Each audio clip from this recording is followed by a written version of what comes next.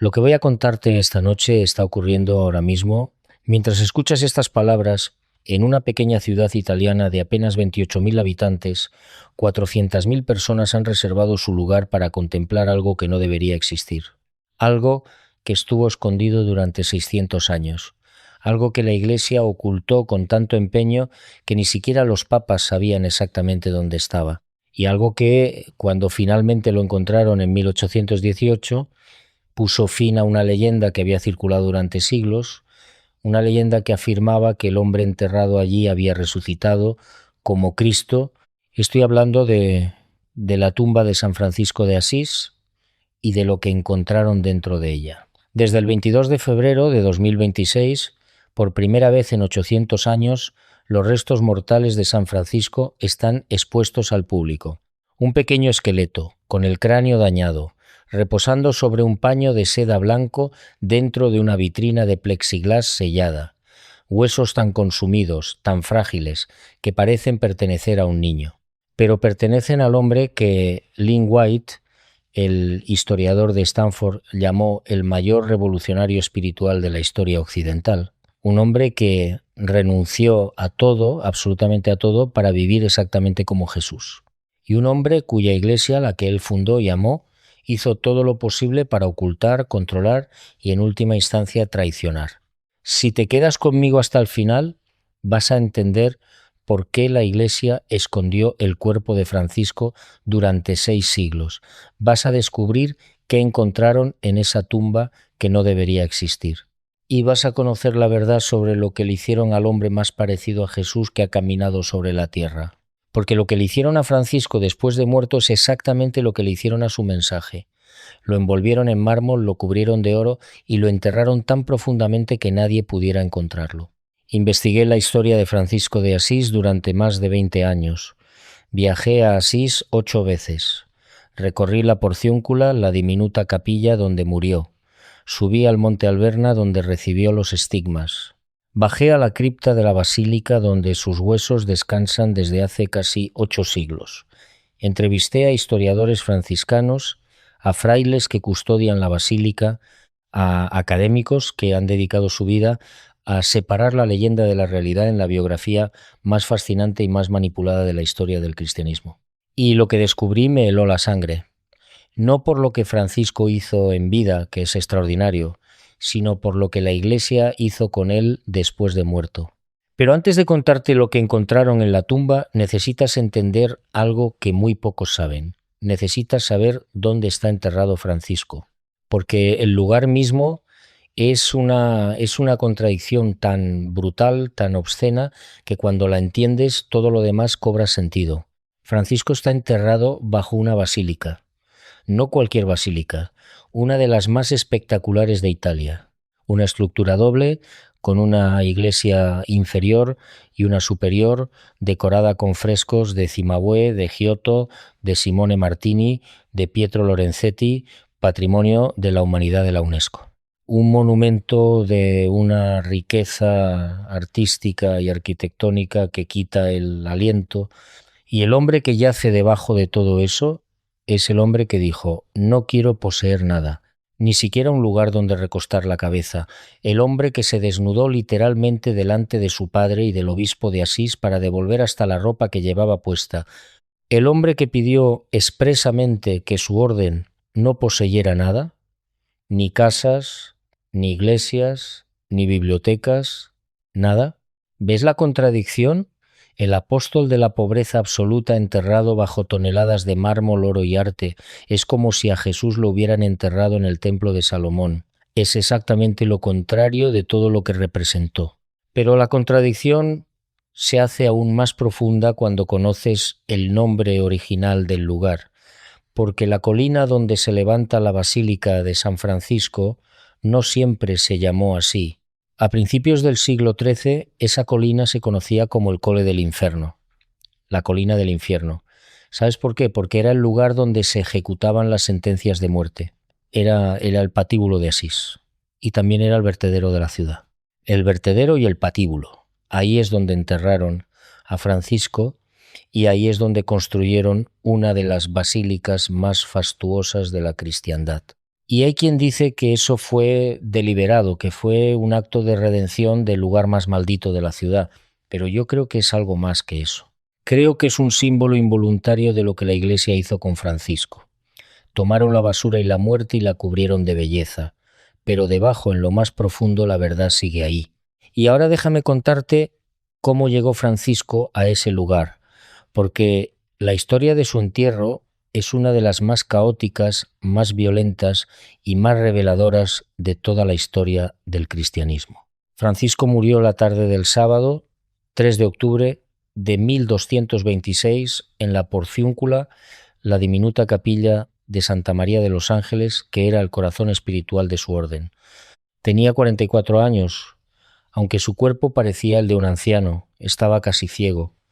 Los estigmas le hacían sufrir constantemente. Su piel estaba adherida a los huesos. Ya no podía soportar ni la luz del sol ni el resplandor del fuego. Había pasado los últimos meses en una habitación oscura, dictando su testamento, ese documento extraordinario en el que volcó todo lo que no había podido incluir en la regla de su orden. Esa misma noche, su cuerpo fue trasladado dentro de las murallas de Asís y sepultado en la iglesia de San Jorge. Y aquí empieza el misterio. Porque apenas un año después de su muerte, en la primavera de 1227, la colina del infierno fue donada al Papa Gregorio IX, el mismo papa que había sido el cardenal Ugolino, amigo personal de Francisco, el mismo que lo canonizó el 16 de julio de 1228, menos de 2 años después de su muerte, en una ceremonia de una rapidez sin precedentes. Gregorio IX ordenó la construcción de una basílica monumental para albergar el cuerpo de Francisco. Las obras comenzaron en el verano de 1227 y a finales de mayo de 1230 el cuerpo fue trasladado solemnemente desde la iglesia de San Jorge a la nueva basílica. Y ahora presta mucha atención a lo que voy a decirte, porque lo que ocurrió durante ese traslado es algo que la iglesia ha intentado minimizar durante 800 años. El traslado del cuerpo de Francisco a la nueva basílica se convirtió en un motín. Los ciudadanos de Asís, temerosos de que peregrinos o ciudades rivales robaran las reliquias del santo, se apoderaron del féretro, lo arrebataron de las manos de los frailes y lo escondieron. Lo enterraron en un lugar secreto de la basílica que estaba aún en construcción y no le dijeron a nadie dónde lo habían puesto, ni a los frailes, ni al Papa. La reacción de Gregorio IX fue furiosa. Emitió la bula Speravimus Jactenus el 16 de junio de 1230, en la que responsabilizó a los frailes menores y a la comuna de Asís del desorden. Evocó su generosidad y sus donaciones sin las cuales la basílica no podría haberse construido. Amenazó con excomulgar a las autoridades municipales. Amenazó con retirar a la basílica su privilegio de exención. Incluso prohibió el convento de los hermanos. Imagina la escena. El Papa, el hombre más poderoso de la cristiandad, no sabe dónde está enterrado el santo más popular de su tiempo. Los ciudadanos de un pueblo pequeño le han robado el cuerpo delante de sus narices y nadie quiere decirle dónde lo escondieron. Y aquí viene lo que me parece más revelador. A pesar de la furia papal, nadie reveló la ubicación exacta de la tumba. El secreto se mantuvo durante siglos. En la década de 1480, el Papa Sixto IV, que era franciscano, ordenó realizar trabajos para hacer la tumba inviolable. Pero ni siquiera él, con todo el poder del papado, consiguió que alguien le revelara exactamente dónde estaba el cuerpo. Y esto es lo que debes preguntarte. ¿Por qué tanto secreto? ¿Por qué esconder el cuerpo de un santo con tanta desesperación? La explicación oficial es que temían el robo de reliquias. Y es cierto que en la Edad Media el robo de reliquias era un negocio floreciente. Las reliquias atraían peregrinos. Los peregrinos traían dinero. Las ciudades competían ferozmente por poseer los restos de los santos más populares. Pero hay otra explicación que pocos se atreven a dar, y es que Francisco, incluso muerto, era peligroso. Su cuerpo era peligroso, porque representaba algo que la Iglesia necesitaba controlar. Representaba la pobreza radical, representaba la crítica más devastadora al poder eclesiástico que se hubiera formulado desde dentro de la institución. Y representaba un movimiento, los frailes menores, que ya estaba empezando a dividirse entre los que querían seguir literalmente las enseñanzas de Francisco y los que querían adaptarlas a las conveniencias de la institución. Controlar el cuerpo de Francisco significaba controlar su legado, y esconder el cuerpo significaba asegurarse de que nadie pudiera usarlo como símbolo de resistencia. Viajé a Asís por primera vez hace más de 20 años. Recuerdo perfectamente la primera vez que bajé a la cripta de la Basílica Inferior. Hay una escalera estrecha que desciende desde la nave central, la luz se atenúa, el aire se vuelve más frío. Y cuando llegas abajo te encuentras en un espacio pequeño, austero, de piedra desnuda. En el centro, formando parte de un pilar que sostiene el altar mayor de la Basílica Inferior, está la celda funeraria que Fray Elías construyó, y dentro de ella, protegido por una reja, está el sarcófago. La primera vez que lo vi, lloré, no por emoción religiosa, lloré por la contradicción, porque arriba, sobre mi cabeza, había cientos de metros cuadrados de frescos de Giotto narrando la vida de Francisco. Escenas bellísimas, coloreadas con lapislázuli y oro, y aquí abajo, en la oscuridad, estaba el hombre que no quiso poseer ni un par de sandalias. Pero déjame contarte algo que muy pocos saben, porque mientras el cuerpo de Francisco estaba escondido, ocurrió algo extraordinario. Surgió una leyenda que decía que Francisco no estaba muerto, que había resucitado como Cristo. Esta leyenda circuló durante siglos, no entre campesinos ignorantes, entre frailes, entre teólogos, entre personas educadas que creían genuinamente que Francisco, el hombre que más se había parecido a Cristo en vida, también se había parecido a él en la muerte, que su cuerpo no se había descompuesto, que estaba intacto, incorrupto, quizás incluso vivo de alguna manera misteriosa. Y la Iglesia no desmintió la leyenda, porque no podía. Para desmentirla habría tenido que abrir la tumba, y para abrir la tumba habría tenido que encontrarla primero. ¿Comprendes ahora por qué las excavaciones de 1818 fueron tan importantes? No solo encontraron un cadáver, destruyeron una leyenda. Cuando finalmente abrieron el sarcófago de piedra, protegido por una reja de hierro, lo que encontraron no fue un cuerpo incorrupto, fue un pequeño esqueleto, huesos frágiles y consumidos, un cráneo dañado, restos de un hombre que había vivido 44 años de privación extrema, de enfermedad, de sufrimiento, y aquí viene lo que encontraron en esa tumba que no debería existir.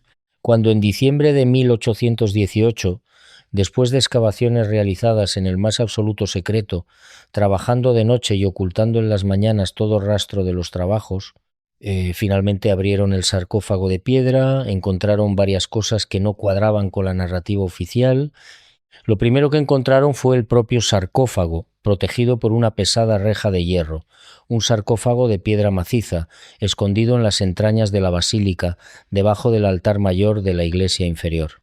Exactamente donde un experto jesuita llamado Constantino Suiskens había predicho siglos antes, en la segunda mitad del siglo XVII, cuando revisó la documentación sobre Francisco para el Acta Sanctorum, la monumental obra de los volandistas, pero lo que había dentro del sarcófago es lo que me interesa, y lo que debería interesarte a ti.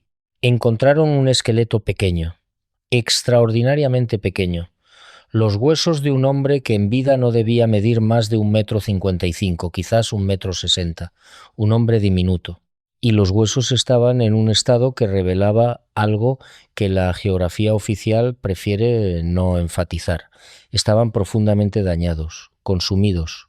El cráneo tenía lesiones que, según los expertos, se produjeron durante el traslado caótico de 1230, cuando los ciudadanos de Asís arrebataron el féretro.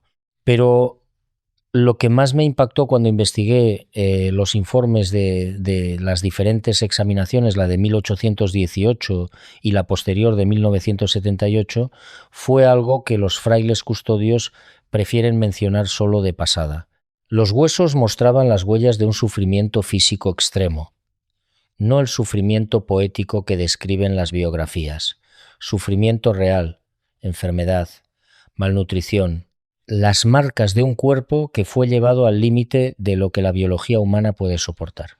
Y eso me lleva directamente a algo que la Iglesia nunca ha querido examinar con rigor científico: los estigmas. Viajé al Monte Alverna, en la Toscana, el lugar donde Francisco recibió los estigmas en septiembre de 1224, 2 años antes de su muerte.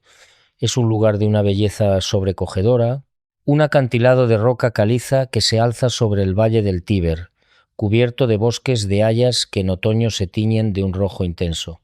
Francisco se retiró allí para 40 días de ayuno y oración.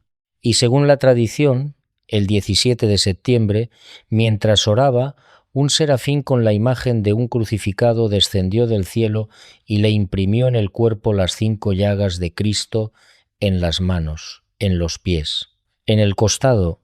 Pero déjame contarte lo que me dijo un médico, un especialista en patología histórica de la Universidad de Florencia, al que entrevisté en su despacho con vistas al Duomo. Le llamaré Doctor Marengo, porque me pidió no usar su nombre real. Es un hombre de unos 60 años, con una voz grave y pausada, que ha pasado décadas estudiando las enfermedades de las figuras históricas.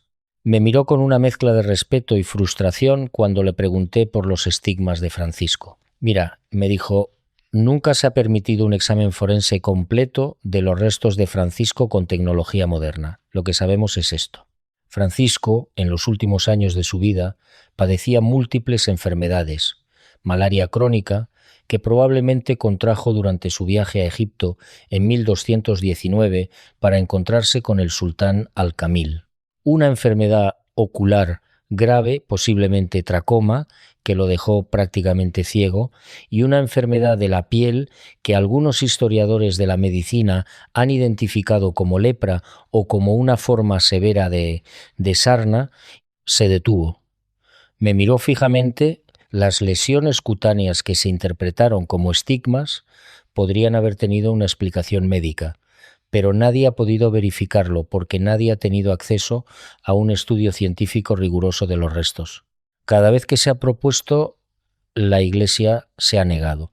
El reconocimiento de 1978 fue litúrgico, no científico, y el de 2015 fue similar. Se verificó la integridad de los restos, pero no se realizaron análisis patológicos modernos. Le pregunté directamente si creía que los estigmas eran auténticos.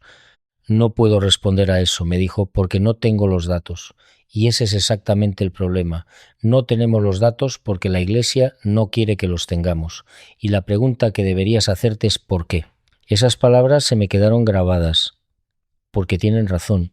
En una época en la que tenemos la tecnología para analizar restos óseos con una precisión extraordinaria, en la que podemos detectar enfermedades, deficiencias nutricionales, lesiones, causas de muerte, todo a partir de un esqueleto de 800 años de antigüedad, la Iglesia mantiene los restos de Francisco fuera del alcance de la ciencia. Y ahora presta mucha atención, porque lo que viene es quizás lo más importante de todo lo que voy a contarte.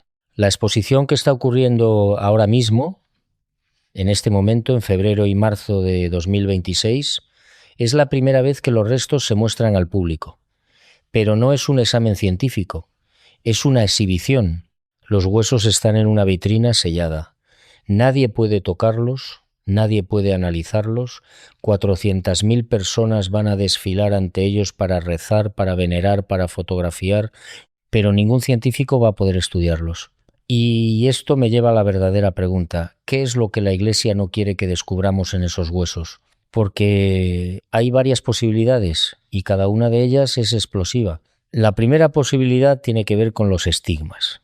Si un análisis forense moderno demostrara que las lesiones atribuidas a los estigmas tenían una causa natural médica explicable, el primer caso de estigmatización de la historia del cristianismo se derrumbaría, y con él todos los casos posteriores, porque Francisco es el modelo, es el primero, es el estándar contra el que se miden todos los demás.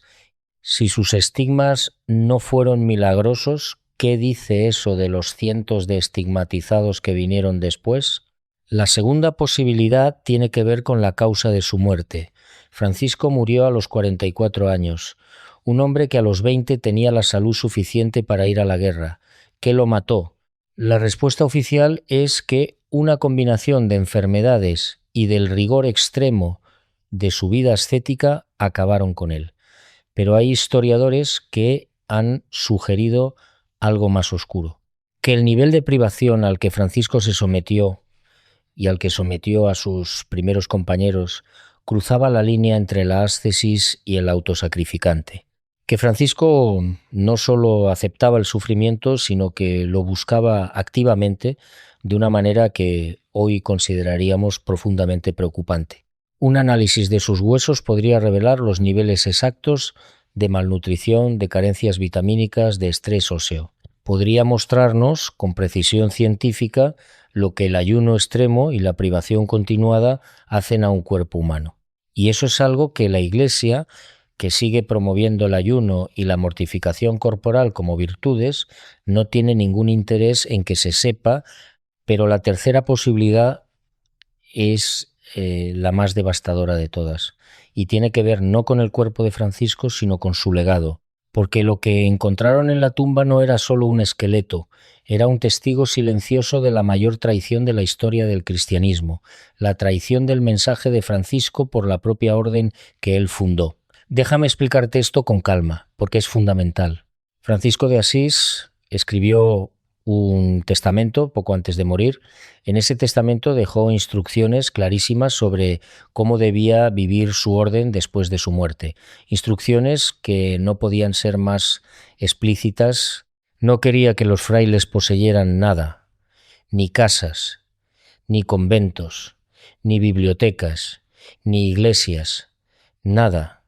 Quería que vivieran exactamente como él había vivido, en la pobreza más absoluta, trabajando con sus manos, mendigando cuando el trabajo no bastara, sin privilegios, sin dispensas, sin excepciones, y lo que es más importante, Francisco escribió en su testamento que nadie debía hacer glosas ni comentarios a la regla, que debía seguirse al pie de la letra, sin interpretaciones que la suavizaran, sin adaptaciones que la hicieran más cómoda, sin concesiones. Ahora escucha lo que pasó con ese testamento. Apenas 4 años después de la muerte de Francisco, en 1230, el mismo año del caótico traslado de su cuerpo a la basílica, el Papa Gregorio IX emitió la bula Quo Elongati.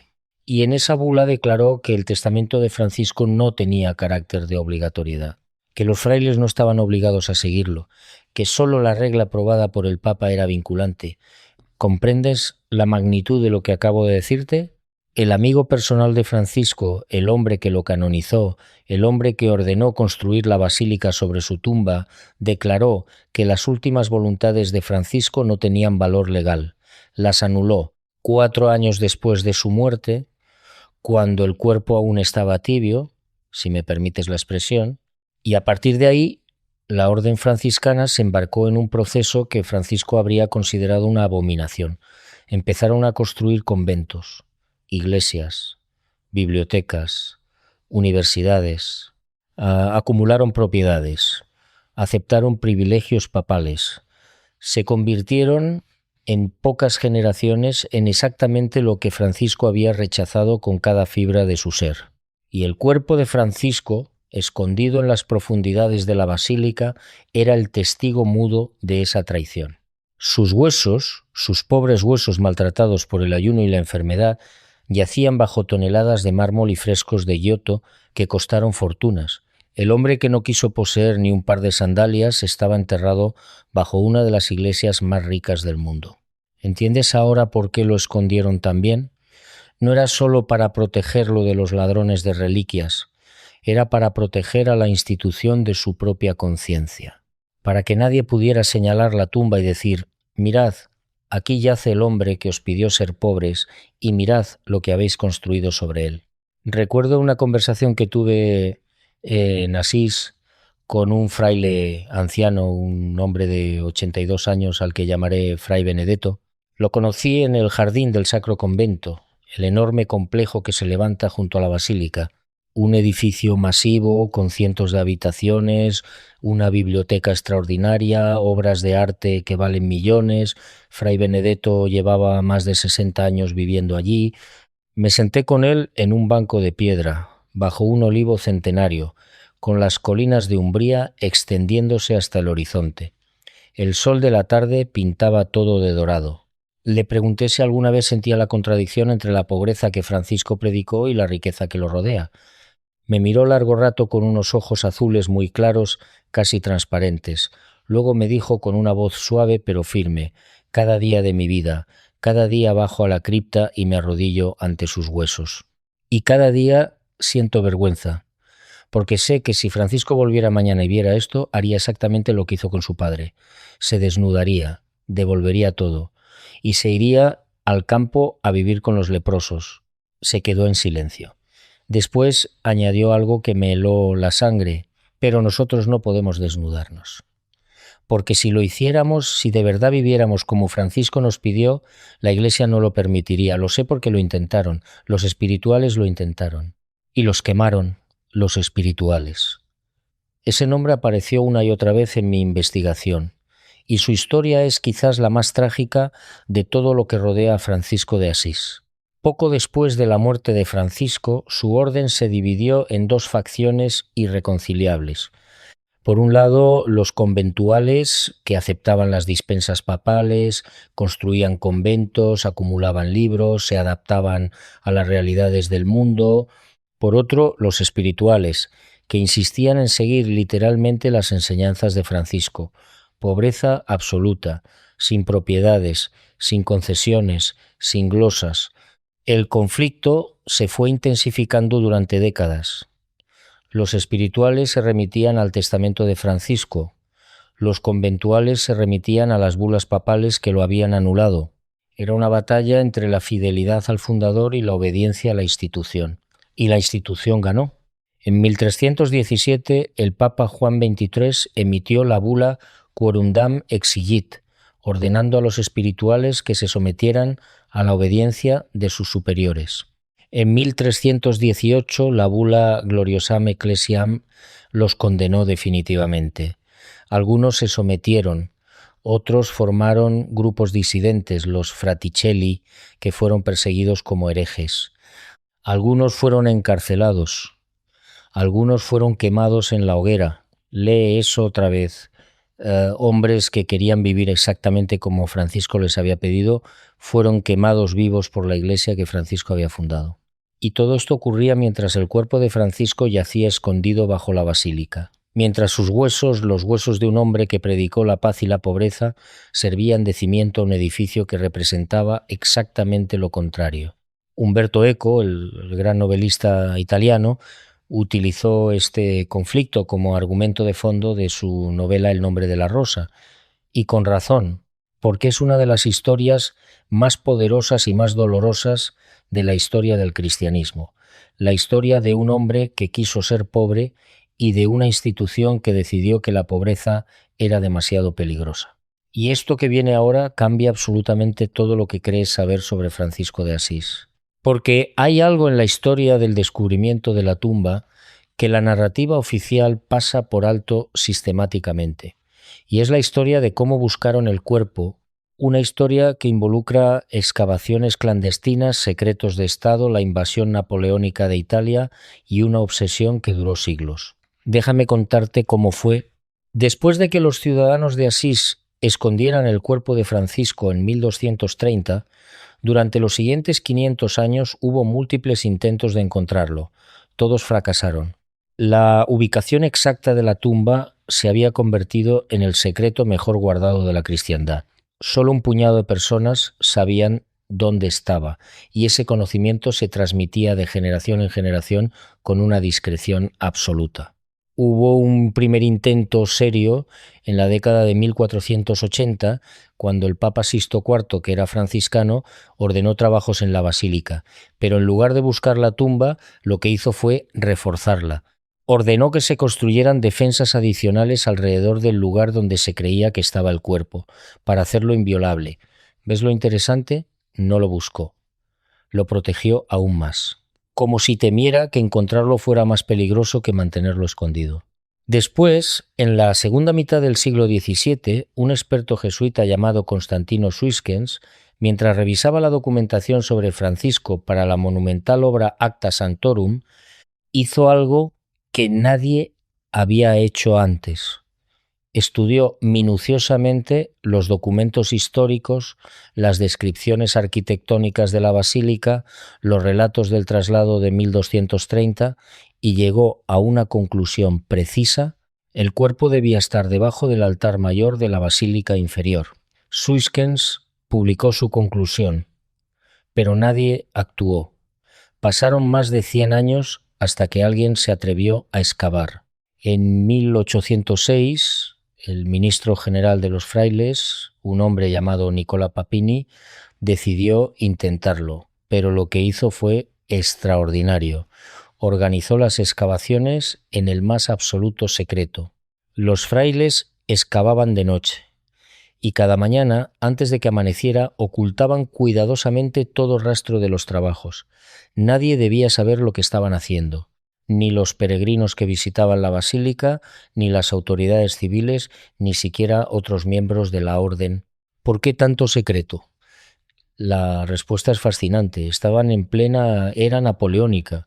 Las tropas francesas habían invadido los territorios del Estado Pontificio.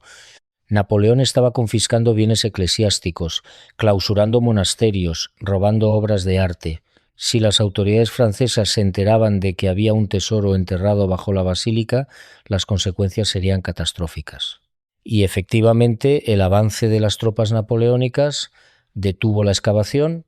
Papini tuvo que abandonar el proyecto y esperar tiempos mejores. Esos tiempos mejores llegaron en 1818. Después de la caída de Napoleón y la restauración del poder papal, las excavaciones se reanudaron, esta vez bajo la dirección del obispo de Asís y con autorización del Papa Pío VII. Pero de nuevo, el secreto fue absoluto. Trabajaban de noche, cubrían los rastros al amanecer y finalmente, el 12 de diciembre de 1818, después de semanas de excavación, encontraron lo que buscaban: un sarcófago de piedra maciza, protegido por una pesada reja de hierro, exactamente donde Suiskens había predicho 150 años antes. Cuando abrieron el sarcófago, el silencio debió de ser total, porque lo que encontraron dentro destruyó de un golpe la leyenda más popular sobre Francisco. Te he mencionado antes que durante siglos circuló la leyenda de que el cuerpo de Francisco estaba incorrupto, que no se había descompuesto, que estaba intacto como si acabara de morir. Algunos incluso creían que estaba vivo de alguna manera misteriosa, sentado en su tumba en posición de oración. La incorruptibilidad del cuerpo era para muchos la prueba definitiva de la santidad de Francisco. Pero cuando abrieron ese sarcófago, lo que encontraron fue un pequeño esqueleto, solo huesos, sin carne, sin piel, sin incorruptibilidad milagrosa. Solo los restos de un hombre que había muerto hacía 592 años y cuyo cuerpo se había descompuesto como el de cualquier otro mortal. El hallazgo, escribió Monseñor Félix Acroca, historiador y experto en estudios franciscanos, puso fin a una serie de leyendas difundidas entre los fieles, como la que afirmaba que el santo había resucitado a imagen de Cristo. Piensa en eso un momento. Durante casi 6 siglos, la Iglesia permitió que circulara la leyenda de que Francisco había resucitado. No la desmintió, no la corrigió. No abrió la tumba para demostrar que era falsa, la dejó circular, porque la leyenda servía a la institución. Un santo que resucita como Cristo es un santo de una categoría especial, Y una orden que custodia el cuerpo de un santo resucitado tiene un poder, un prestigio, una autoridad que ninguna otra puede igualar. Y cuando finalmente la tumba se abrió y la leyenda se derrumbó, la Iglesia simplemente cambió el relato.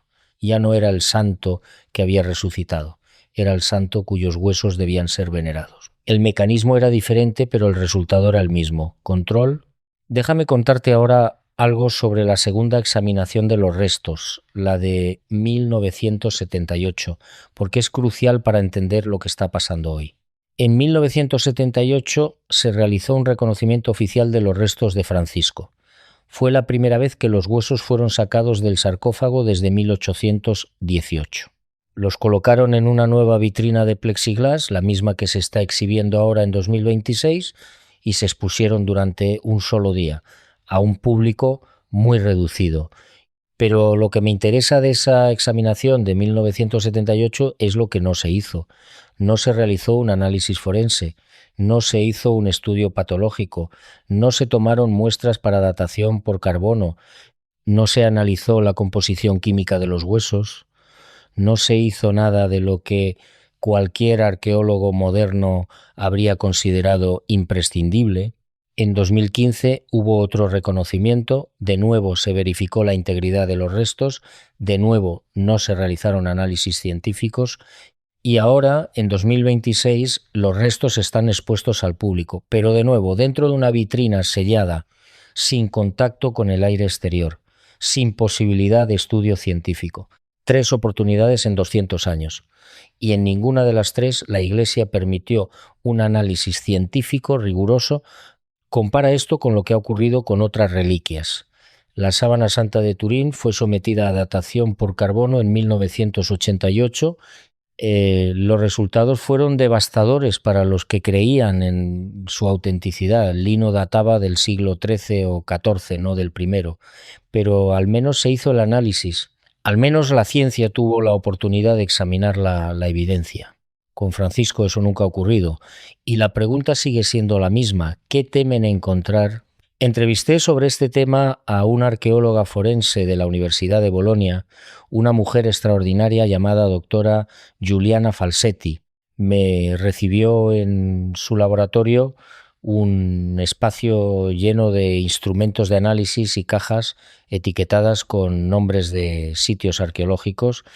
Es una mujer de unos 50 años con el pelo recogido en un moño práctico y una energía contagiosa. Le pregunté qué podría revelar un estudio moderno de los restos de Francisco. Su respuesta fue larga y apasionada. Con la tecnología actual, me dijo, podríamos saber prácticamente todo. Análisis isotópicos nos dirían qué comía, qué agua bebía, de dónde venía. Estudios de ADN podrían confirmar o negar el origen étnico que las fuentes históricas le atribuyen. Tomografías computarizadas de los huesos revelarían fracturas antiguas, enfermedades óseas, deficiencias nutricionales. Podríamos determinar la causa exacta de su muerte. Podríamos saber si las lesiones atribuidas a los estigmas dejaron alguna marca en los huesos de las manos y los pies. Podríamos verificar si padeció malaria, lepra, tuberculosis o cualquiera de las enfermedades que los historiadores le atribuyen. Se detuvo. Me miró con una mezcla de frustración y fascinación. Y podríamos datar los huesos con precisión, continuó. Confirmar que realmente pertenecen a una persona que vivió en el primer cuarto del siglo XIII, porque, y esto es algo que nadie dice en voz alta, nunca se ha confirmado científicamente que esos huesos sean realmente los de Francisco. La identificación se basa en la tradición y en la ubicación de la tumba, nada más. Ninguna prueba de ADN, ninguna datación por carbono, solo la fe de que lo que encontraron en 1818 es lo que dijeron que era. Esa última frase me dejó en silencio durante un largo rato, porque tiene razón. Nunca se ha verificado científicamente que esos huesos pertenezcan a Francisco. Y en un mundo donde la autenticidad de las reliquias ha sido cuestionada una y otra vez, donde se ha demostrado que muchas reliquias medievales eran falsificaciones, esa falta de verificación es, como mínimo, inquietante. Pero espera, porque hay algo más que descubrí sobre los restos y que la mayoría de las fuentes mencionan solo de pasada: el cráneo. El cráneo de Francisco está dañado. Las fuentes dicen que el daño se produjo durante el traslado a la basílica en el siglo XIII, pero los detalles del daño nunca se han explicado satisfactoriamente. ¿Cómo se daña un cráneo durante un traslado funerario? ¿Se cayó el féretro? ¿Fue la violencia del motín cuando los ciudadanos arrebataron el cuerpo? ¿O hay otra explicación? He leído especulaciones de historiadores que sugieren que el daño pudo producirse durante un intento de robo de reliquias. En la Edad Media no era infrecuente que los devotos arrancaran partes de los cuerpos de los santos como reliquias personales: dientes, dedos, mechones de pelo, fragmentos de hueso. Era una práctica macabra pero extendida, y un cráneo dañado podría ser el resultado de alguien intentando extraer una pieza. Sea cual sea la explicación, el resultado es el mismo. Los restos de Francisco están incompletos, dañados, fragmentarios, como su legado, y esto me lleva a reflexionar sobre algo que el hermano Julio Cesareo, el director de comunicación del convento franciscano, dijo a los periodistas durante la exposición actual. Dijo que Francisco da testimonio con estos huesos tan dañados, tan consumidos, de que se entregó por completo. Es una frase hermosa, pero también es una frase que revela más de lo que pretende, porque esos huesos no están dañados solo por la entrega de Francisco, están dañados por lo que otros hicieron con ellos, por el traslado caótico, por los siglos de ocultamiento, por la falta de cuidado, por la violencia de quienes arrebataron el cuerpo. Los huesos de Francisco son una metáfora perfecta de su legado, algo que fue entregado con amor y tratado con violencia. Y eso me recuerda a algo que leí en Las Florecillas de San Francisco, esa colección maravillosa de relatos del siglo XIV sobre la vida del santo y sus primeros compañeros. En uno de esos relatos, Francisco dice algo que me persigue desde que lo leí por primera vez. Dice: mis hermanos, si solo tuviera un bosque lleno de juníperos. Se refería a Fray Junípero, uno de sus compañeros más queridos, un hombre de una personalidad jovial, divertida, casi excéntrica, al que Clara de Asís llamaba el juglar de Dios. Francisco no pidió un bosque lleno de teólogos, ni de administradores, ni de constructores de basílicas. Pidió un bosque lleno de juníperos, de personas sencillas, alegres, genuinas. Y lo que la Iglesia le dio fue exactamente lo contrario. Le dio administradores, le dio teólogos, le dio constructores, le dio políticos, le dio cardenales y papas y bulas y concilios, todo menos lo que él pidió. Y ahora le da una exposición de sus huesos con 400.000 reservas, cámaras de vigilancia a las 24 horas, vidrio antibalas y antirrobo y periodistas de todo el mundo. Todo menos lo que él pidió.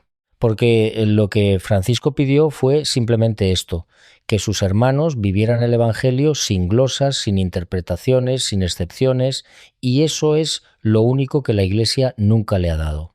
Esto me lleva a algo que creo que necesitas saber, algo que tiene que ver con el encuentro más extraordinario de la vida de Francisco y que la Iglesia ha utilizado durante siglos, pero cuya verdad profunda prefiere ocultar. Hablo del encuentro con el sultán Al-Kamil en 1219. Durante la Quinta Cruzada, Francisco viajó a Egipto en medio de una guerra santa. Los ejércitos cruzados estaban asediando la ciudad de Damieta. Miles de personas morían cada día. Y Francisco, este hombre diminuto, sin armas, sin ejército, sin protección, cruzó las líneas enemigas y pidió audiencia con el sultán.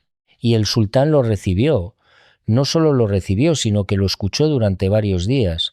Le ofreció regalos que Francisco rechazó. Le ofreció protección que Francisco declinó.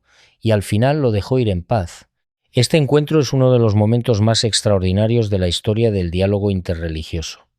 Un cristiano y un musulmán en medio de una guerra sentándose a hablar como seres humanos, sin conversión forzada, sin violencia, sin amenazas, solo conversación. Pero hay algo en este encuentro que la Iglesia prefiere no enfatizar, y es lo que Francisco pensó del Islam después de ese encuentro, porque Francisco volvió de Egipto transformado, y algunos historiadores sugieren que lo que vio entre los musulmanes, su disciplina de oración, su generosidad con los pobres, su devoción a Dios, impresionó profundamente a Francisco y influyó en su regla posterior.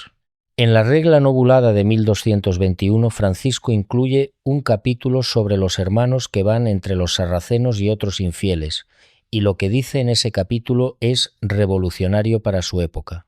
Dice que los frailes que vayan entre los musulmanes no deben provocar disputas ni controversias, que deben estar sometidos a toda humana criatura por Dios, y que pueden predicar la palabra de Dios cuando vean que agrada al Señor. Lee esa última frase otra vez. Cuando vean que agrada al Señor, no siempre, no obligatoriamente, no como una imposición, sino cuando sientan que es el momento adecuado. Mientras tanto, deben simplemente convivir, estar presentes, ser testigos con su vida, no con sus palabras. En el siglo XIII, en plena era de las cruzadas, eso era una herejía práctica. La Iglesia estaba enviando ejércitos a masacrar musulmanes y Francisco estaba diciendo: «Id entre ellos, convivid con ellos, respetadlos y predicad solo cuando sea apropiado». ¿Ves ahora por qué Francisco era peligroso? No era peligroso solo por su pobreza, era peligroso porque cuestionaba todo el modelo de cristianización forzada que la Iglesia había construido durante siglos. Era peligroso porque trataba a los no cristianos como seres humanos dignos de respeto, no como almas que había que conquistar. Y los huesos que están ahora en la vitrina de Asís pertenecen a ese hombre. A un hombre que cruzó líneas enemigas sin armas para hablar con el sultán. A un hombre que propuso el diálogo cuando la Iglesia imponía la espada. A un hombre cuyo mensaje de respeto, convivencia y paz sigue siendo tan revolucionario hoy como lo fue hace 800 años. Y cuando la Iglesia exhibe esos huesos y dice: «Mirad qué grande fue Francisco», tiene razón. Fue grande. Fue extraordinariamente grande. Pero no por las razones que la Iglesia quiere que creas. Fue grande porque desafió a la Iglesia. Fue grande porque vivió de una manera que la institución no podía tolerar. Y fue grande porque, a pesar de todo lo que le hicieron después de muerto, a pesar de la basílica, las bulas, las condenas y los 800 años de domesticación, su mensaje sigue ardiendo, como una brasa que nadie ha conseguido apagar. Pero lo que viene ahora es lo más importante de todo, porque quiero contarte algo sobre la relación entre Francisco y la Iglesia de su tiempo que revela el mecanismo más sutil y más eficaz de control institucional que he encontrado en todas mis investigaciones. Cuando Francisco empezó a predicar, la Iglesia tenía un problema enorme. Los movimientos de pobreza evangélica estaban proliferando por toda Europa. Los cátaros en el sur de Francia, los valdenses en el norte de Italia y en Lyon, los humillados en Lombardía, decenas de grupos que denunciaban la riqueza de la jerarquía eclesiástica y proponían volver a la simplicidad del Evangelio. La Iglesia los combatía con dos armas.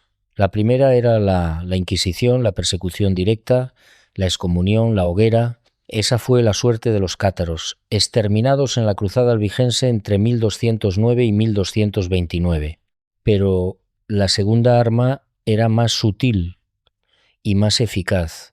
Era la cooptación, absorber a los que podías absorber, integrarlos en la estructura eclesiástica, darles un espacio dentro de la institución para que no operaran fuera de ella. Y eso es exactamente lo que hicieron con Francisco. Cuando Francisco se presentó ante el Papa Inocencio III en 1209, el Papa estaba en una posición complicada. Tenía ante sí a un joven carismático que predicaba la pobreza radical exactamente como los cátaros y los valdenses. Pero a diferencia de ellos, Francisco se sometía voluntariamente a la autoridad papal, no cuestionaba los sacramentos, no rechazaba la jerarquía, simplemente quería vivir pobre. Y el Papa vio la oportunidad. Si aprobaba a Francisco, tendría dentro de la Iglesia un movimiento de pobreza evangélica que podía contrarrestar a los que operaban fuera. Francisco sería la respuesta institucional a los herejes, la prueba de que se podía ser radicalmente pobre sin ser hereje, siempre que aceptaras la autoridad del Papa. Así nació la Orden Franciscana, no como un acto de rebeldía, sino como un acto de absorción. La Iglesia no se dejó reformar por Francisco, absorbió a Francisco para no tener que reformarse. Y este mecanismo se repitió después de la muerte de Francisco con una precisión casi mecánica. Cada vez que alguien dentro de la orden intentaba tomar en serio las enseñanzas del fundador, la Iglesia lo absorbía o lo aplastaba. Los espirituales fueron aplastados, los fraticelli fueron aplastados, los observantes fueron absorbidos. Y así, generación tras generación, el mensaje de Francisco fue domesticado hasta convertirse en lo que es hoy, una invitación genérica a la sencillez y el amor a la naturaleza, desprovista de toda su carga revolucionaria. Viajé a Grecio, en la provincia de Rieti, donde Francisco organizó el primer nacimiento viviente de la historia en la Navidad de 1223. Es un lugar remoto, encaramado en un acantilado rocoso con unas grutas naturales que Francisco utilizó como establo para recrear la escena de Belén. El paisaje es de una belleza agreste, sin domesticar, y cuando lo ves entiendes por qué Francisco prefería estos lugares a las ciudades. Pero lo que me impactó en Grecio no fue el lugar, fue algo que me contó el fraile que custodia el santuario, un hombre callado de unos 50 años, con las manos encallecidas de trabajar el huerto. Le llamaré Fray Mateo. Me dijo que cada Navidad cientos de peregrinos vienen a Grecio para ver el lugar del primer Belén, y que cada Navidad él piensa en lo mismo. Piensa en que Francisco organizó aquel nacimiento viviente no como un espectáculo, sino como una protesta. ¿Una protesta?, le pregunté. Sí, me dijo Fray Mateo. En 1223 la Iglesia celebraba la Navidad con una pompa extraordinaria, grandes liturgias en grandes catedrales con grandes vestiduras. Y Francisco se fue a una cueva en medio de la nada, puso un buey y un asno y un pesebre con paja y celebró la Navidad como debió ser el primer nacimiento. Pobre, sencillo, real. Era su manera de decir: esto es lo que estamos olvidando, esto es lo que importa. No las catedrales, no el mármol, no el incienso, un niño en la paja. Fray Mateo hizo una pausa, después me dijo algo que no esperaba, y ahora nosotros hemos convertido incluso eso en una industria. Vendemos figuritas de Belén en la tienda del santuario, vendemos postales, vendemos camisetas. Francisco hizo un Belén pobre en una cueva pobre para recordarnos la pobreza de Cristo, y nosotros lo hemos convertido en un negocio. Se le quebró la voz. Se disculpó. Me pidió que no usara su nombre real si publicaba algo, y se fue a regar el huerto. Esa conversación resume, para mí, la tragedia de Francisco de Asís. Todo lo que hizo fue transformado en su contrario. Su pobreza fue convertida en riqueza, su sencillez fue convertida en espectáculo. Su protesta fue convertida en tradición y su cuerpo fue convertido en reliquia. Y ahora déjame hablarte de algo que conecta directamente con la exposición actual de los restos. Algo que tiene que ver con otro santo que está en Asís en este momento, a pocos metros de los huesos de Francisco, y cuya presencia dice mucho sobre cómo la Iglesia utiliza a sus santos. En el santuario de la Desposesión, también en Asís, se conservan los restos de Carlo Acutis, un adolescente italiano que murió de leucemia en 2006, a los 15 años. Un joven que amaba Internet, los videojuegos y la programación. Un joven del siglo XXI. Fue canonizado por el Papa León XIV en septiembre de 2025. Es el primer santo millennial de la historia. Y ahora piensa en esto. En la misma ciudad, al mismo tiempo, la Iglesia está exhibiendo los restos de Francisco, un hombre del siglo XIII que renunció a todo, y los de Carlo Acutis, un adolescente del siglo XXI que usaba Internet para catalogar milagros eucarísticos, un santo medieval que predicó la pobreza absoluta y un santo moderno que usaba una PlayStation. No estoy criticando a Carlo Acutis. Por lo que sé, era un joven extraordinario cuya fe era genuina y profunda. Lo que me interesa es lo que la Iglesia hace con estas figuras, cómo las utiliza, cómo las presenta. Porque la Iglesia presenta a Francisco y a Carlo como si fueran lo mismo, como si ambos representaran lo mismo: santidad, fe, entrega. Pero la santidad de Francisco era una amenaza directa al poder eclesiástico. La santidad de Carlo no amenaza a nadie. Un adolescente que crea sitios web sobre milagros eucarísticos es exactamente el tipo de santo que la institución necesita. Un santo inofensivo. Un santo que refuerza el sistema en lugar de cuestionarlo. Y esa es la diferencia que la Iglesia no quiere que veas cuando visitas Asís en 2026, no quiere que veas que Francisco fue un revolucionario cuya revolución fue abortada, quiere que veas un santo entre santos, una reliquia entre reliquias, un destino turístico entre destinos turísticos. Pero esos huesos diminutos, frágiles, consumidos, que reposan sobre un paño de seda blanca en la vitrina de la Basílica Inferior, dicen algo completamente diferente. Dicen que una vez hubo un hombre que tomó en serio las palabras de Jesús y que pagó con su cuerpo el precio de esa seriedad. Un cuerpo que el ayuno consumió, que la enfermedad devoró, que los estigmas marcaron y que la institución escondió.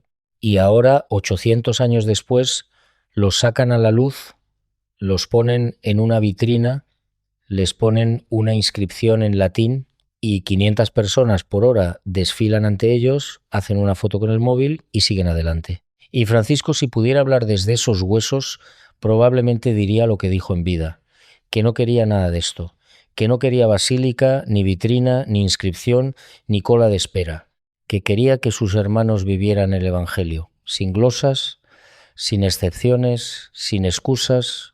Y esto me lleva a algo que ocurrió durante la conferencia de prensa que precedió a la exposición el sábado 21 de febrero de 2026.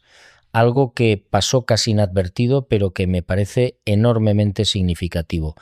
El nuevo obispo de Asís, Monseñor Felisa Croca, que es precisamente el historiador franciscano que ha escrito los estudios más detallados sobre la tumba de Francisco, dijo algo durante esa conferencia de prensa. Dijo que Francisco, a pesar de su humilde apariencia, continúa hablando con fuerza a través de su vida y su capacidad de amar. A pesar de su humilde apariencia.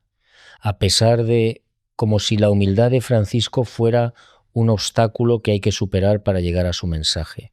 Como si su pequeñez, su pobreza, su fragilidad fueran defectos que hay que disculpar. Pero Francisco no fue grande a pesar de su humildad. Fue grande por su humildad. No fue poderoso a pesar de su debilidad. Fue poderoso por su debilidad. Su pequeñez no era un defecto que disculpar, sino la esencia misma de su revolución. Pablo de Tarso escribió algo en la segunda carta a los Corintios, capítulo 12, versículo 10, que Francisco vivió con más intensidad que nadie en la historia del cristianismo. Pablo escribió: cuando soy débil, entonces soy fuerte. Y Francisco demostró que eso no era una metáfora, era literal. Un hombre sin ejército que cruzó las líneas de una guerra santa para hablar con el sultán. Un hombre sin dinero que creó un movimiento que en pocas décadas tenía miles de miembros en toda Europa. Un hombre sin poder que hizo temblar a la institución más poderosa del mundo. Un hombre sin nada cuyo cuerpo, 800 años después de su muerte, atrae a 400.000 personas a una pequeña ciudad de la Umbría italiana. Cuando soy débil, entonces soy fuerte. Esos huesos en la vitrina son la prueba más elocuente de esa paradoja. Son débiles, son frágiles, son diminutos, son los restos de un cuerpo que fue consumido por la pobreza, la enfermedad y el sufrimiento. Y sin embargo, esos huesos tienen más poder que cualquier bula papal, más influencia que cualquier catedral, más verdad que cualquier documento oficial, porque la verdad de Francisco no está en las interpretaciones de los teólogos, ni en las decisiones de los papas, ni en los frescos de Giotto. La verdad de Francisco está en esos huesos, en su pequeñez, en su fragilidad, en las marcas del hambre y la enfermedad que ningún científico ha tenido permiso de estudiar. Y esa verdad es esta, que una vez hubo un hombre que creyó que las palabras de Jesús eran literales, que vende todo lo que tienes y dáselo a los pobres no era una metáfora, que si alguien te quita la capa, dale también la túnica no era una exageración, que bienaventurados los pobres no era un consuelo para los miserables, sino una invitación para todos, y ese hombre lo vivió hasta que su cuerpo se rompió, hasta que sus ojos se apagaron, hasta que su piel se pegó a los huesos, hasta que murió, a los 44 años, en una capilla diminuta, rodeado de sus hermanos, cantando el cántico de las criaturas que él mismo había compuesto estando casi ciego y agonizante. Hermano sol, hermana luna, hermano viento, hermana agua, hermano fuego, hermana madre tierra y al final hermana muerte corporal. Francisco no le tenía miedo a la muerte, la llamó hermana, y cuando llegó la recibió desnudo, tumbado en el suelo de la porciúncula, porque quiso morir como había vivido, sin nada, sin protección, sin muros entre él y la tierra que amaba, y eso es lo que la Iglesia escondió. No solo un cuerpo, escondió la prueba de que se puede vivir así, de que se puede morir así, de que la fe no es una lista de obligaciones, sino un acto de amor tan radical que consume todo lo que eres. Pero antes de contarte esa historia, necesitas saber algo más sobre lo que esos huesos representan en el contexto de la Iglesia actual, porque la exposición de 2026 no ocurre en un vacío, ocurre en un momento muy específico de la historia del catolicismo. Estamos en un momento en el que la Iglesia Católica enfrenta la mayor crisis de credibilidad de los últimos 500 años. Los escándalos de abusos sexuales han erosionado la confianza de millones de fieles. Las vocaciones sacerdotales están en mínimos históricos en Europa y América del Norte. Los jóvenes abandonan la fe organizada a un ritmo que alarma a la jerarquía. Y la brecha entre lo que la Iglesia predica y lo que practica es más visible que nunca gracias a las redes sociales y al periodismo de investigación. En este contexto, la Iglesia necesita símbolos de autenticidad. Necesita recordar al mundo que hubo un tiempo en que ser cristiano significaba algo genuino. Y Francisco es el símbolo perfecto, porque nadie puede cuestionar su autenticidad. Nadie puede decir que Francisco fue un hipócrita. Nadie puede señalar una brecha entre sus palabras y sus actos. Francisco vivió exactamente lo que predicó hasta la muerte. Pero aquí está el problema. La misma autenticidad que hace de Francisco un símbolo útil para la Iglesia es la que lo hace peligroso. Porque si la gente realmente escuchara a Francisco, si realmente entendiera lo que dijo y lo que vivió, no miraría esos huesos con devoción, los miraría con indignación. No con reverencia, sino con rebeldía. Porque esos huesos son la prueba de que se puede vivir el Evangelio de verdad. Y si se puede vivir el Evangelio de verdad, entonces todo lo que la institución ha construido alrededor de ese Evangelio, toda la burocracia, toda la jerarquía, todos los palacios, todas las basílicas, todo eso es innecesario. Y eso es lo que la Iglesia no puede permitir que entiendas, que Francisco demostró que la Iglesia tal como existe es innecesaria, que todo lo que necesitas para ser cristiano está en el Evangelio y que todo lo que la institución ha añadido al Evangelio, los dogmas, los rituales, los sacramentos administrados por un clero profesional, todo eso es superestructura, andamiaje, decoración. Francisco no necesitó nada de eso. Leyó el Evangelio, lo vivió y cambió el mundo. Un sacerdote jesuita que conocí en Roma, un hombre de una inteligencia formidable al que conozco desde hace años, me dijo una vez algo que me parece la mejor descripción de la relación entre Francisco y la Iglesia. Me dijo, Francisco es la conciencia de la Iglesia, y como toda conciencia la Iglesia la necesita pero no la soporta. La necesita porque sin Francisco la Iglesia no tendría ningún argumento frente a sus críticos. Sin Francisco no podría decir fuimos esto, miramos lo que fuimos capaces de producir. Sin Francisco sería simplemente lo que sus críticos dicen que es una institución de poder que utiliza la religión como instrumento de control. Pero no la soporta porque Francisco es un espejo demasiado claro. Cuando la Iglesia se mira en el espejo de Francisco, lo que ve es exactamente lo que no quiere ver, la brecha entre lo que dice ser y lo que es, la distancia entre el Evangelio que predica y la vida que practica, el abismo entre la pobreza que exalta y la riqueza que acumula. Y esos huesos en la vitrina de Asís son ese espejo, son el reflejo más honesto, más despiadado, más irrefutable de lo que la Iglesia no es. Porque esos huesos pertenecieron a un hombre que fue lo que la Iglesia dice ser, pero nunca ha sido pobre, sencillo, libre, sometido a toda humana criatura, sin poder, sin posesiones, sin miedo. Y la Iglesia sabe que si la gente mirara esos huesos y viera realmente lo que significan, el resultado sería devastador, porque no podrían seguir fingiendo, no podrían seguir exhibiendo a Francisco como un adorno mientras hacen exactamente lo contrario de lo que él pidió, no podrían seguir canonizando su imagen mientras anulan su testamento. Por eso los exhiben en una vitrina sellada, por eso las cámaras de vigilancia las 24 horas, por eso el vidrio antibalas. No es para proteger los huesos de los ladrones, es para proteger a la institución de la verdad que esos huesos representan. Porque la verdad de Francisco no se puede robar, se puede esconder, se puede domesticar, se puede editar, suavizar, diluir, pero no se puede destruir. 800 años lo demuestran. Y hay algo más que necesitas saber antes de que lleguemos al final de esta investigación. Algo que tiene que ver con un documento que la Iglesia intentó hacer desaparecer y que revela la verdadera dimensión de lo que Francisco representó. Me refiero a la regla Novulada de 1221, la primera regla que Francisco escribió para su orden. Un documento que nunca fue aprobado oficialmente por el Papa.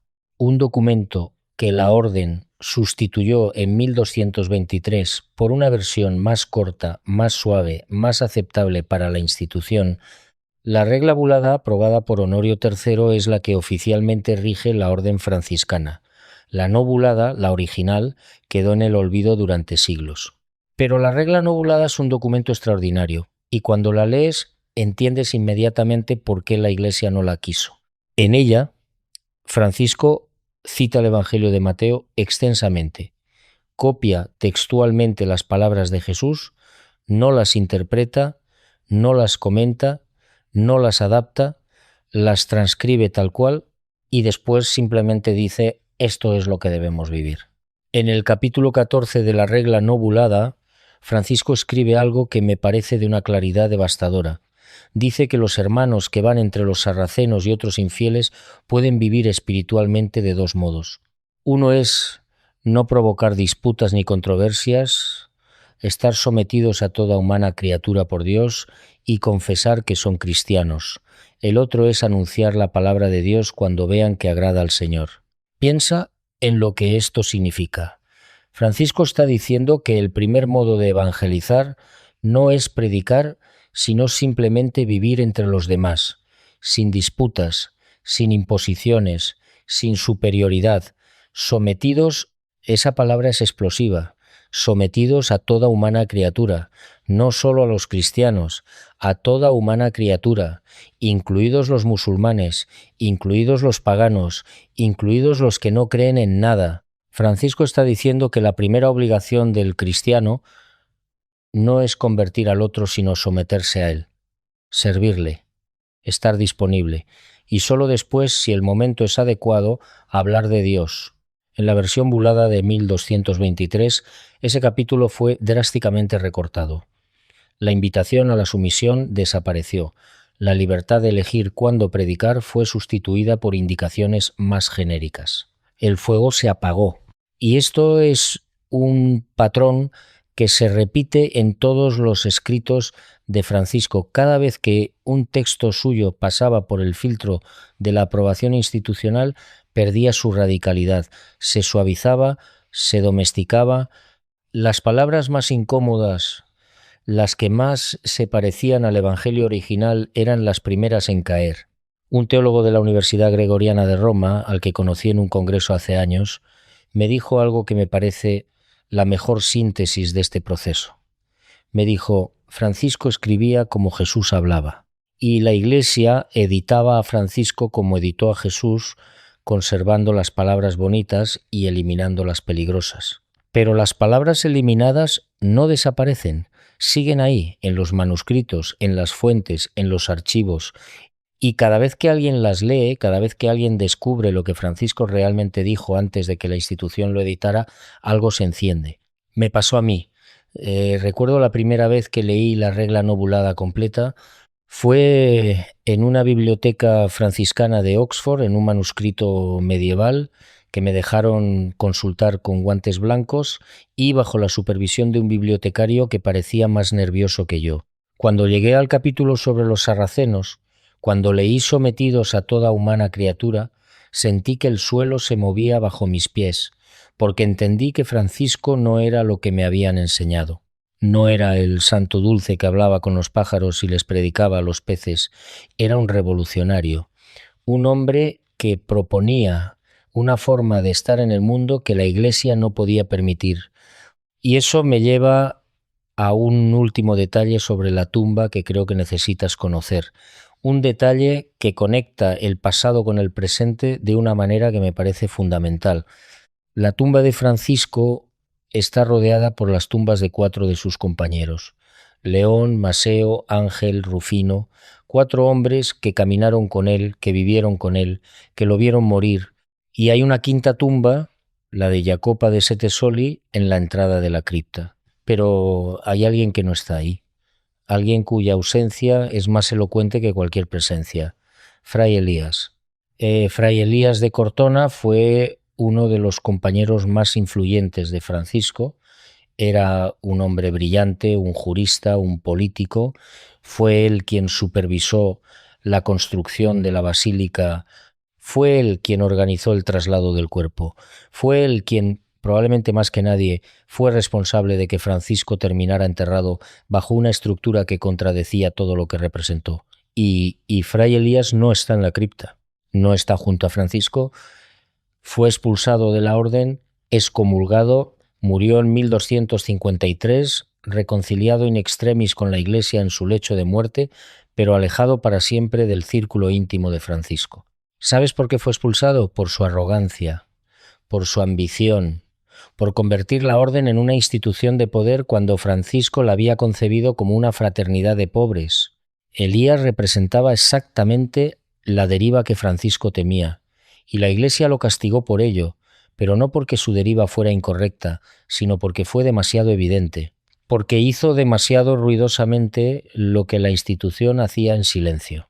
Y ahí está la ironía final. Elías construyó la basílica que contradice a Francisco. La Iglesia castigó a Elías, pero mantuvo la basílica. Castigó al constructor, pero conservó la construcción. Condenó al hombre, pero aprobó su obra. Es como si alguien te robara la casa y después el juez condenara al ladrón, pero te dijera que la casa ahora era suya. Ese es el mecanismo de la Iglesia con Francisco. Condena a los que traicionan su mensaje de manera demasiado obvia, pero mantiene intacta la traición estructural.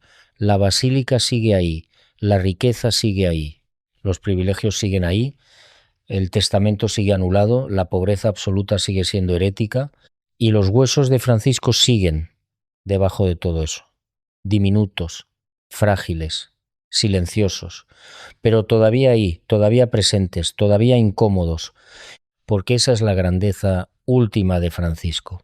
No que fuera santo, no que hiciera milagros, no que recibiera los estigmas. Su grandeza es que 800 años después de su muerte, la institución que dice venerarlo todavía le tiene miedo. Todavía necesita controlarlo, todavía necesita exhibirlo en una vitrina sellada en lugar de dejarlo libre, porque si Francisco estuviera libre, si su mensaje circulara sin filtros, sin ediciones, sin domesticación, el resultado sería una revolución, no una revolución política, una revolución espiritual. La misma revolución que él inició hace 800 años y que la Iglesia ha pasado 800 años intentando detener. Y eso me lleva a la historia personal que quiero contarte antes de cerrar.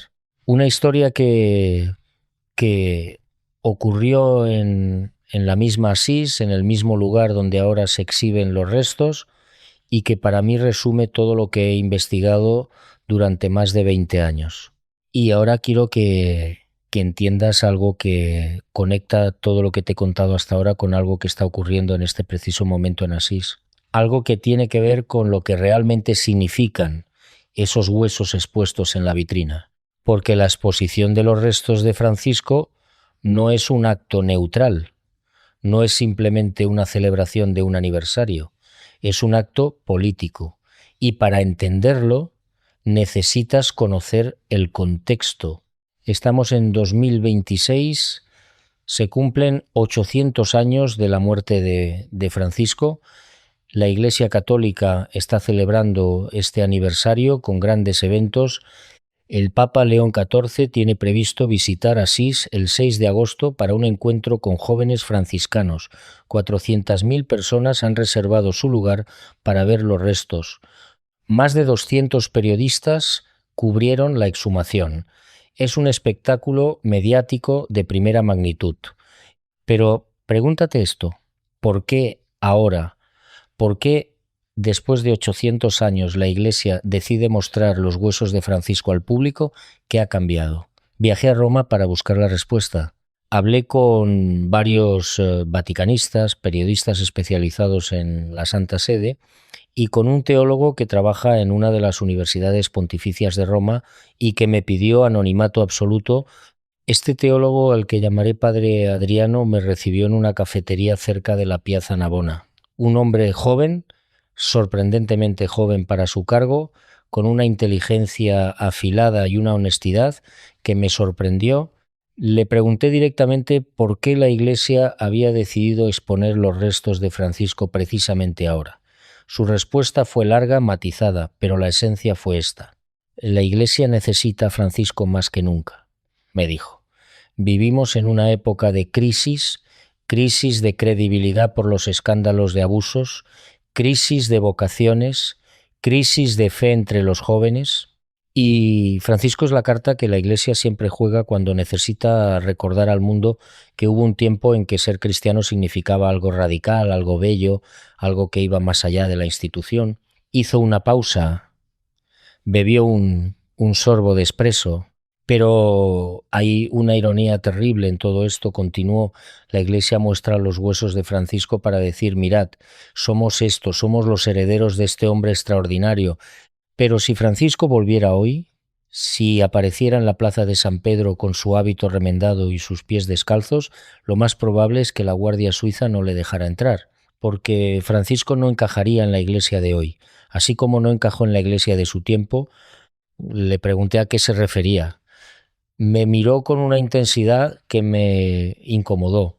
Francisco fue un problema para la Iglesia desde el momento en que empezó a predicar. El Papa Inocencio III lo recibió porque no tuvo más remedio, porque Francisco ya tenía seguidores y era más peligroso rechazarlo que controlarlo. Lo mismo que había pasado con los cátaros, con los valdenses, con todos los movimientos de pobreza evangélica que surgieron en el siglo XII y XIII. La diferencia es que Francisco aceptó someterse a la autoridad papal. Los cátaros no. Y por eso los cátaros fueron exterminados y los franciscanos fueron asimilados. Asimilados. Esa palabra me golpeó como un puñetazo, porque es exactamente lo que pasó. La Iglesia no derrotó a Francisco, lo asimiló, lo integró, lo domesticó, le permitió vivir su pobreza extrema mientras estuvo vivo, porque era útil como ejemplo, como contrapeso a las acusaciones de corrupción y riqueza que llovían sobre la jerarquía. Pero en cuanto murió, en cuanto ya no pudo protestar ni resistir, empezaron a desmontar todo lo que había construido. Y los huesos que ahora están en esa vitrina en Asís son el símbolo final de esa domesticación. Francisco ha sido convertido en una reliquia, en un objeto de veneración, en una atracción turística, en una marca. Los franciscanos, la orden que fundó sobre la renuncia total a la propiedad, gestionan hoy una basílica que es patrimonio de la humanidad, que recibe millones de visitantes al año, que tiene una tienda de regalos donde puedes comprar imanes con la cara de Francisco por 5 euros. Y esto me lleva al detalle más perturbador de la exposición actual. Un detalle que me contó un periodista italiano que cubrió la exhumación del sábado 21 de febrero de 2026. Me dijo que cuando sacaron la vitrina de plexiglás del cofre metálico donde descansaba dentro del sarcófago, el silencio en la cripta era absoluto. Había varios frailes presentes y cuando la vitrina quedó expuesta a la luz, cuando pudieron ver el pequeño esqueleto sobre el paño de seda blanco, con la inscripción Corpus Sancti Francisci en latín, varios de ellos lloraron. Pero lo que me impactó de su relato no fue la emoción de los frailes, fue otra cosa. Me dijo que el esqueleto era tan pequeño, tan frágil, tan absolutamente insignificante en apariencia, que costaba creer que esos huesos habían pertenecido al hombre que cambió el curso de la historia del cristianismo. Que había algo obsceno en la desproporción entre la pequeñez de esos restos y la enormidad de la basílica que los rodea. Y eso, para mí, resume todo lo que necesitas saber sobre la relación entre Francisco y la Iglesia. La desproporción. La basílica es enorme. Los huesos son diminutos. La institución es poderosa. El hombre fue vulnerable. El mensaje fue radical. La domesticación fue total. Y ahora quiero contarte algo sobre el testamento de Francisco que la inmensa mayoría de los católicos desconoce, porque en ese testamento hay frases que, si las leyeras en voz alta en una misa dominical, provocarían el escándalo. Francisco escribió su testamento en 1226, poco antes de morir. Es un documento breve, intenso, apasionado, y en él dice cosas como estas. Dice que cuando se convirtió, lo primero que hizo fue ir a servir a los leprosos, no a la Iglesia, no a un sacerdote, a los leprosos. Lo que antes le causaba asco, dice Francisco, se le convirtió en dulzura del alma y del cuerpo. Dice que el Señor le dio hermanos. No los buscó, no fundó una orden, no reclutó seguidores. Dios se los dio. Y vivieron juntos sin más regla que el Evangelio. Dice que quiere que los frailes trabajen con sus manos, que nadie le diga hermano prior, que todos se llamen hermanos menores, que nadie busque privilegios ni cartas de la curia romana. Y dice, y esto es crucial, mando firmemente por obediencia a todos los hermanos que donde quiera que estén no se atrevan a pedir carta alguna en la curia romana, ni por sí mismos, ni por persona intermedia, ni para una iglesia ni para otro lugar, ni con pretexto de predicación ni por persecución corporal. ¿Entiendes lo que está diciendo? Francisco prohíbe expresamente que sus frailes acudan al Papa para obtener privilegios o protección. Prohíbe que busquen poder institucional. Prohíbe que se amparen en la estructura eclesiástica para obtener ventajas. Y apenas 4 años después de su muerte, la orden que él fundó estaba haciendo exactamente todo lo que él prohibió, pidiendo privilegios, construyendo iglesias, acumulando libros, y el Papa que lo canonizó declaró que su testamento no era vinculante. Eso me llevó a investigar algo que se conoce como la cuestión de la pobreza. Y te aseguro que cuando la entiendas no volverás a ver la Iglesia de la misma manera. La cuestión era esta. Francisco enseñó que la pobreza absoluta era el camino cristiano por excelencia, que Jesús y los apóstoles no poseían nada, que la pobreza no era simplemente una virtud entre otras, sino la condición necesaria para seguir a Cristo. Esto planteaba un problema teológico y político de primera magnitud, porque si Jesús y los apóstoles no poseían nada, entonces la Iglesia, que reclamaba ser la heredera de los apóstoles, no tenía derecho a poseer nada. Toda la propiedad eclesiástica, todas las tierras, todos los palacios, todas las catedrales eran ilegítimas. ¿Ves el peligro? Francisco, probablemente sin pretenderlo, había formulado el argumento más subversivo contra el poder temporal de la Iglesia que se hubiera escuchado desde dentro de la institución. Los franciscanos espirituales llevaron este argumento hasta sus últimas consecuencias. Afirmaron que Jesús y los apóstoles no poseyeron nada ni individual ni comunitariamente, la llamada pobreza absoluta, y pidieron al Papa que confirmara esa doctrina. Lo que ocurrió después es uno de los episodios más reveladores de la historia de la Iglesia. En 1322, el Papa Juan XXII, un hombre de una inteligencia formidable y de una ambición sin límites, emitió la bula Ad Conditorem Canonum, en la que rechazó la ficción legal que permitía a los franciscanos usar bienes sin poseerlos. Y al año siguiente, en 1323, con la bula Cum Interno Nullius, declaró herética la doctrina de que Jesús y los apóstoles no poseían nada. Lees otra vez despacio. El Papa declaró herética la idea de que Jesús fue pobre, herética la idea central del Evangelio la idea que Francisco vivió hasta sus últimas consecuencias, la idea que está en el corazón mismo de las enseñanzas de Jesús, fue declarada herética por el Papa de Roma y los frailes que insistieron en defenderla fueron perseguidos, encarcelados, quemados.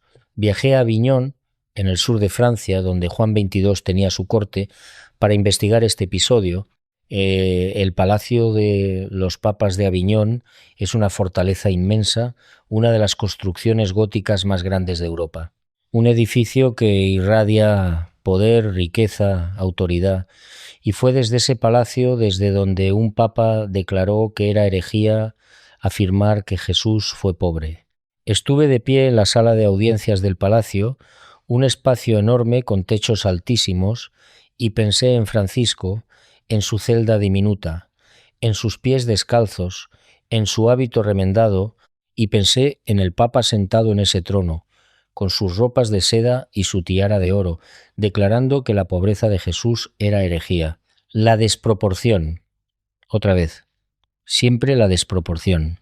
Y aquí viene la pregunta que quiero que te hagas con toda sinceridad. Si enterraron a Francisco bajo una basílica monumental, si anularon su testamento 4 años después de su muerte, si declararon herética la doctrina que él vivió, si quemaron a los que quisieron seguir su ejemplo, entonces, ¿a quién pertenecen realmente esos huesos que están ahora en la vitrina de Asís? ¿A Francisco o a la institución que se apoderó de ellos? Porque lo que la Iglesia ha hecho con el cuerpo de Francisco es exactamente lo que ha hecho con su mensaje. Lo ha conservado, lo ha protegido, lo ha exhibido cuando le convenía, pero nunca, jamás ha permitido que se tome en serio. Pero espera, porque lo que descubrí después fue aún más devastador. Tiene que ver con las personas que están enterradas alrededor de Francisco, porque Francisco no está solo en esa cripta, y lo que rodea su tumba cuenta una historia que la Iglesia prefiere no explicar.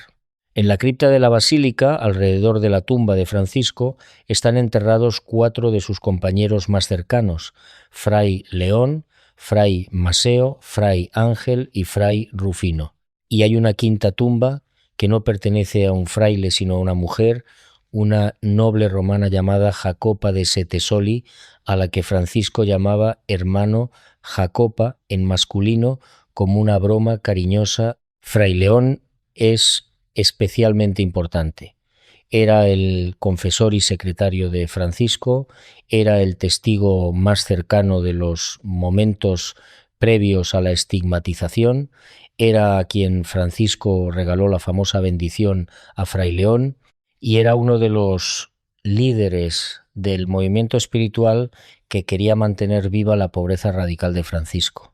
El hecho de que León esté enterrado junto a Francisco es significativo, porque León representaba la facción que perdió, la facción que fue condenada, la facción cuyos miembros fueron perseguidos y quemados. Y sin embargo, ahí está, junto al fundador, en silencio, como un testimonio permanente de que la verdadera intención de Francisco no era la que la institución impuso. Y luego está Jacopa de Setesoli, una mujer enterrada en la cripta de una orden masculina en un lugar donde oficialmente las mujeres no deberían estar. Jacopa era una noble romana, viuda, madre de 2 hijos, que fue una de las amigas más cercanas y benefactoras más fieles de Francisco. Estuvo a su lado en la porciúncula en el momento de su muerte, y Francisco la quería tan profundamente que la llamaba hermano, borrando la distinción de género con una naturalidad que la Iglesia medieval no sabía cómo gestionar.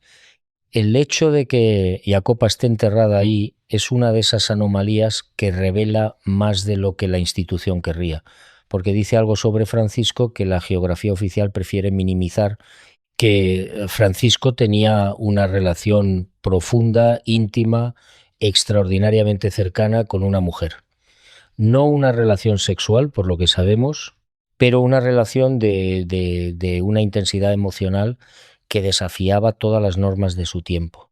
Y esto conecta con algo más amplio, con la relación de Francisco con las mujeres en general, porque Francisco no solo fundó la Orden de los Frailes Menores, también fundó, junto a Clara de Asís, la Segunda Orden, las hermanas pobres que después se conocerían como las clarisas. Y la relación entre Francisco y Clara es una de las más bellas y más complicadas de la historia del cristianismo. Clara abandonó todo, su familia noble, su riqueza, sus perspectivas de matrimonio, para seguir a Francisco, y Francisco la acogió con una generosidad que escandalizó a muchos, pero después, cuando la orden creció y la institución se endureció, la autonomía de Clara fue recortada progresivamente. Las clarisas fueron enclaustradas. Se les prohibió la vida itinerante que Francisco practicaba. Se les impuso una regla más estricta, más controlada, más dependiente de la jerarquía masculina. Y Clara luchó contra eso durante toda su vida. Escribió su propia regla, la primera regla monástica, escrita por una mujer en la historia de la Iglesia. Y en esa regla insistió en la pobreza absoluta, en el privilegio de la pobreza, como ella lo llamó, un privilegio que tuvo que arrancar a la Iglesia con una tenacidad admirable. Clara murió en 1253, 27 años después que Francisco, y cuando murió su regla fue aprobada por el Papa solo 2 días antes de su muerte, como si la Iglesia hubiera esperado hasta el último momento posible, hasta que Clara ya no podía protestar ni luchar más para concederle lo que había pedido durante décadas. Y ahora junta todas las piezas. Francisco enterrado bajo una basílica opulenta, en contra de todo lo que enseñó, su testamento anulado por el Papa, su doctrina de pobreza declarada herética, sus seguidores fieles perseguidos y quemados, su amiga más cercana, una mujer, escondida en la cripta como una anomalía que no encaja en la narrativa oficial, y Clara, la mujer que lo siguió con más valentía que nadie, luchando toda su vida por mantener vivo un ideal que la institución quería suavizar. ¿Ves el patrón? Es el mismo patrón que he encontrado una y otra vez en mis investigaciones. La institución absorbe al revolucionario, lo canoniza, lo cubre de oro y luego hace exactamente lo contrario de lo que él pidió, pero conserva su imagen, su nombre, sus huesos como una fachada de legitimidad. Y ahora quiero contarte una historia personal que cierra todo esto de una manera que no esperaba. Hace 5 años volví a Asís, no para investigar, sino para descansar. Estaba agotado de años de trabajo, de viajes, de enfrentarme a verdades incómodas, necesitaba silencio. Y Asís, a pesar de todo, a pesar de las contradicciones, a pesar de las tiendas de recuerdos y los grupos de turistas, sigue siendo un lugar donde se puede encontrar silencio. Me alojé en una hospedería franciscana, un lugar sencillo, con habitaciones austeras y comidas frugales, y una mañana, muy temprano, antes del amanecer, bajé a la basílica inferior. Estaba vacía, completamente vacía. Solo yo y los frescos de Giotto.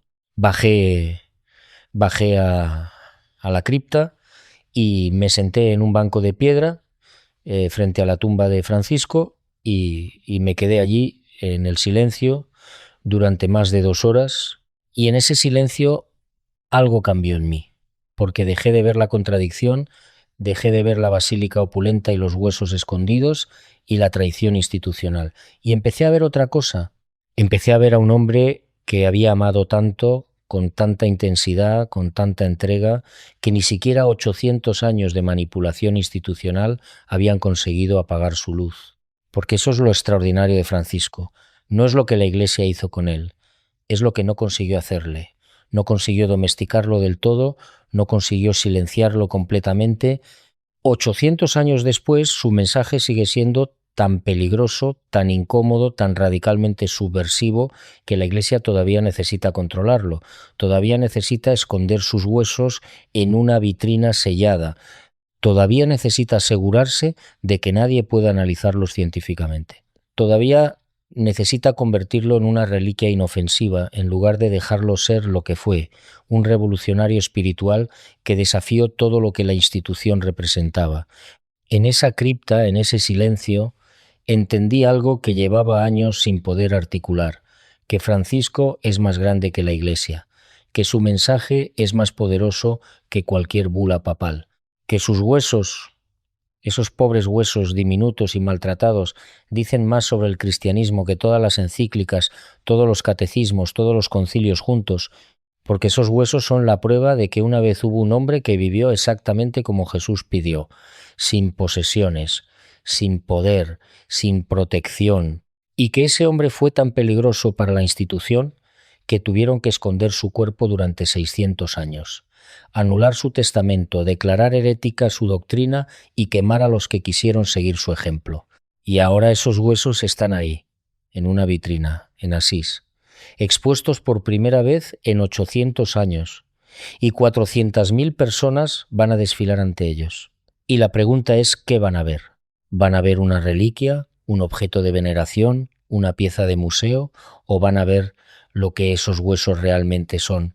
El testimonio silencioso de un hombre que se atrevió a tomar en serio las palabras de Jesús, y de una institución que dedicó 800 años a asegurarse de que nadie más lo hiciera. Así que ahora que sabes la verdad sobre lo que encontraron en la tumba de San Francisco, tienes una decisión que tomar. Puedes ver esos huesos como una reliquia sagrada, como un objeto de devoción, como un recuerdo conmovente de un santo del siglo XIII.